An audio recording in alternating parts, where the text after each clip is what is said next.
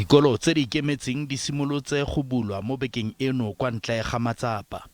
Dithuto di tsweletse ka mokgwa wa mafaratlhatlha a online. Because of the fact that we've been online for a number of years, and because of the fact that we've updated on our technology and our platforms, we are able to now continue seamlessly like we did in 2020. Setheo sa Independent Schools Association sona sa re ga sena pegelo e totobetseng ya barutabana le baithuti ba ba amilweng ke COVID-19 le mororo ba ntse ba tsweletse ka dipatlisiso. Many schools felt they needed to have more time to be able to sanitize and prepare their premises for the uptake of learners this year.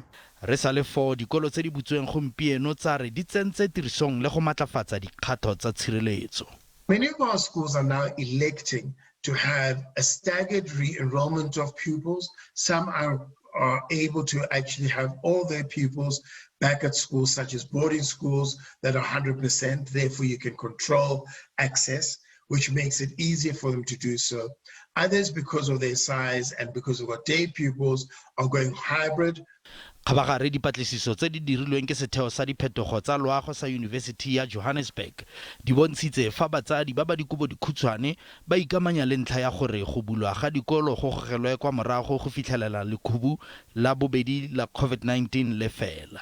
The majority of adults, that's 53%, believe that schools should not reopen while the current high levels of COVID-19 infections continue.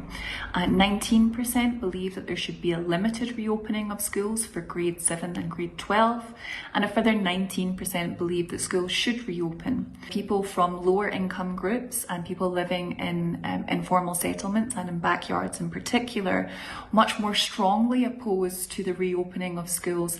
Bontsi ba dikolo tse di ikemetseng tse di tla bulwa mo letsatsing la bosome le borobedi mo kgweding eno fa dikolo tsa puso tsona di tshwanelwa go bulwa ka la bosome a mabedi le bosupa.